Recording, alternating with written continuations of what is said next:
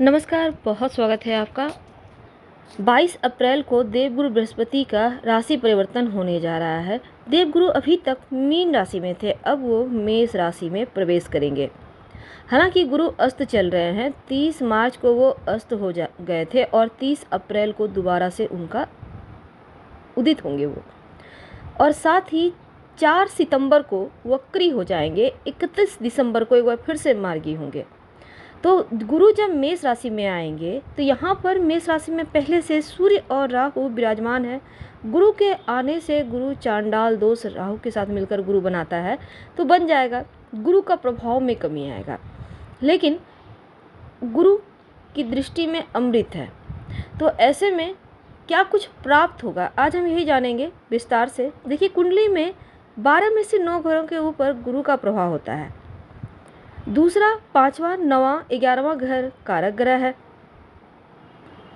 तो वृश्चिक वालों, आपके लिए गुरु का गोचर आपके जैसे कि गुरु पंचम भाव के और आपका धन भाव के स्वामी हैं, तो ऐसे में आपकी जो गुरु का अगर महादशा चल रहा है तो इन दो भावों पर जो गुरु ने करना था हानि वो तो कर ही देंगे, लेकिन गुरु की दृष्टि अपनी ही राशि पर जाएगी, इसलिए इसके अशुभ फलों में कमी आएगी।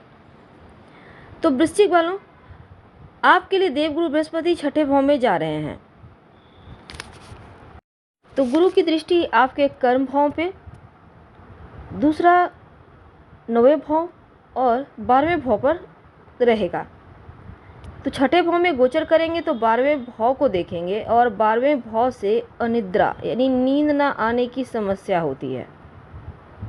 तो 12वें भाव पर जब गुरु की दृष्टि पड़ेगी तो क्या होगा। देखिए, सबसे पहले तो देवगुरु बृहस्पति की यहाँ पर दृष्टि पड़ने से व्यक्ति थोड़ा खर्चीला हो जाता है। कहने का तात्पर्य, इसमें खर्चा आपका थोड़ा बढ़ जाएगा, थोड़ी बहुत टेंशन रहेगी, और इस समय देखिए व्यय जो है वो बीमारियों पर हो सकता है। शारीरिक सुख कम मिलेगा, यानी कि स्ट्रगल ज़्यादा बढ़ जाएगा। थोड़े से गुप्त शत्रु एक्टिव हो जाएंगे जो आपको हानि करेंगे, और शत्रु भी कोई लोग दूसरे नहीं होंगे, आपके अपने ही होंगे। तो यहाँ पर आपको थोड़ा सा सावधानी रखना होगा, क्योंकि गुरु की दृष्टि आपके 12वें भाव पर है। और दूसरी तरफ नींद न आने की समस्या आपको परेशान कर सकती है। तो समय पे खाइए, समय पे उठिए, सोने का प्रयास कीजिए, योगा एक्सरसाइज कीजिए। गुरु की एक दृष्टि आपके दूसरे भाव पर है, धन भाव पर। तो यहाँ पर गुरु की अपनी ही दृष्टि पड़ रही है। तो ऐसे में क्या होगा, धन भाव पर आने से धन से जुड़ी समस्या हल हो जाएगी। पंचम भाव पर भी पड़ेगा, लेकिन पहले जानते हैं अगर जो धन भाव पर गुरु की दृष्टि है उसका फल क्या होगा। देखिए, द्वितीय भाव पर गुरु की दृष्टि से आर्थिक रूप से व्यक्ति सक्षम हो जाता है, वाणी में मधुरता आती है। सारा धन वो भले ही पैतृक धन गंवा दे, लेकिन फिर भी वो कमा लेगा। तो यहाँ पर आप कमाना प्रारंभ करेंगे तो फिर रुकेंगे नहीं, अपने मित्र में वर्ग में लोकप्रिय होंगे। पिता की संपत्ति प्रॉपर्टी भले ना मिले, पर मेहनत से इतना कमाएंगे कि आपके भाई भी आपसे पीछे रह जाएंगे। तो गुरु की द्वितीय भाव में दृष्टि पड़ने से व्यक्ति को धनवान बनाता है। अब एक और दृष्टि है पंचम भाव, जो त्रिकोण भाव है। पंचम भाव से संतान देखी जाती है, तो यहाँ पर प्रभावित हो रहा है पंचम भाव। तो क्या होगा, देखिए, गुरु की दृष्टि जब पंचम भाव पर पड़ती है तो व्यक्ति पुत्रवान, ऐश्वर्यवान होता है, विद्या के क्षेत्र में नाम करता है, यानी कि धनवान, ख्यातिवान। यहाँ पर आपको गुरु बहुत सुफल देंगे।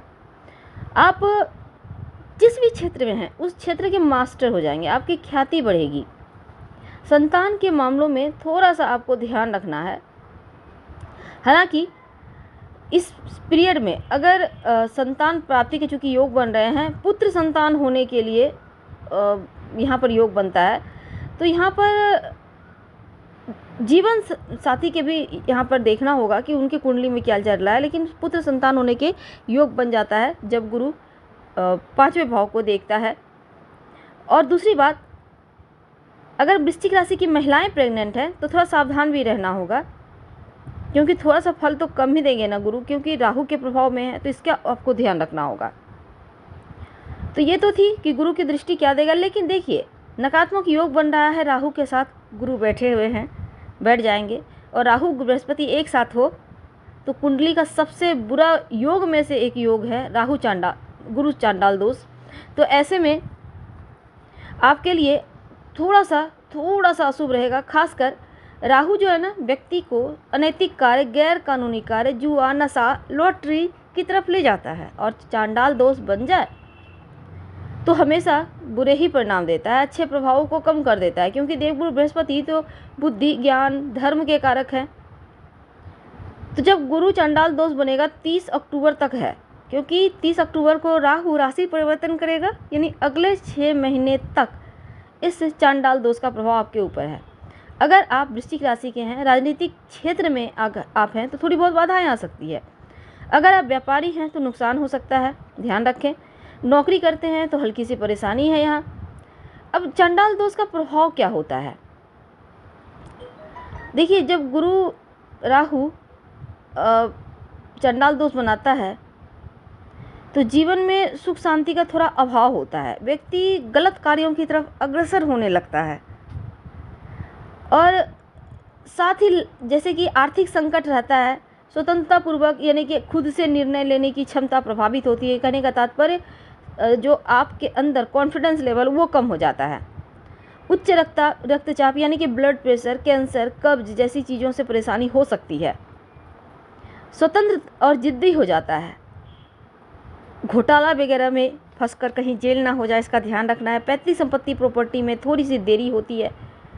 तो चांडाल दोष के दुष्प्रभाव से व्यक्ति भ्रष्ट भी हो जाता है, बड़ों का आदर नहीं करता, पराई स्त्री की तरफ ध्यान जाता है। लेकिन बचने के उपाय क्या हैं? एक तो आप गुरु और राहु के मंत्र का जप करें, उनका दोष को शांत करने के लिए। गुरु का मंत्र ओम ह्रीम बृहस्पति में नमः और राहु का मंत्र ओम रांग राहवे नमः। और भगवान की आराधना करें।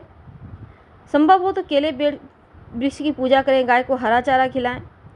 या फिर आप किसी भी बुधवार की शाम थोड़ा सा तिल, काला तिल हाथ में लेकर थोड़ा सा बहते हुए जल में प्रवाहित कर दें, पीछे मुड़कर ना देखें। अगर बहता जल ना हो तो कहीं भी पीपल के नीचे रख दीजिएगा, आपके दोष कम हो जाएंगे।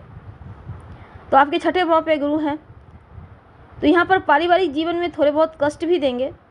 धर्म की निंदा मत कीजिएगा। बृहस्पति प्रबल जब हो जाएगा 30 अक्टूबर के बाद तो आपको धनी और समृद्धशाली बनाएगा, ये बात तो तय है। तो इसके लिए भी तैयार रहे। लेकिन देखिए, बृहस्पति का गोचर आपकी राशि से छठे भाव में है, दूसरे पांचवें भाव के स्वामी हैं, तो बहुत अनुकूल नहीं है लेकिन बहुत बुरा भी नहीं है। बस आपको स्वास्थ्य का ध्यान रखना है। और सूर्य, बुध, राहु तीनों बैठे हैं। 4 ग्रहों का चतुर्योग छठे भाव में होने से पेट की समस्या हो सकती है। खान पान का ध्यान रखिएगा, सिंपल खाना खाइए, ज़्यादा होटल वगैरह का मत खाइएगा, ज़्यादा आप तले भुने हुए चीज़ मत खाइएगा। और आर्थिक रूप से हालांकि ये समय आपके लिए उतार चढ़ाव भरा है, लेकिन स्वास्थ्य को लेकर थोड़ा खर्च होगा। नवंबर दिसंबर का महीना यू टर्न लेगा, आपका बहुत अच्छा वक्त यहाँ से शुरू होगा और लंबी दूरी की यात्रा वगैरह के योग बनेंगे। संतान से संबंधित कोई सुखद समाचार मिलेगा। तो कहने का तात्पर्य आपके लिए वक्त तो अच्छा आएगा पर नवंबर दिसंबर में, और इसमें बस चलेगा एवरेज। मंत्र जप करते रहें, हमने जो उपाय कहा है वो भी करें, आपको लाभ होगा। हम आपसे विदा लेते हैं। पसंद आए तो लाइक कर सब्सक्राइब करें, अपनों से शेयर करें, कमेंट करें। हर हर महादेव कमेंट में जरूर लिखिएगा। धन्यवाद।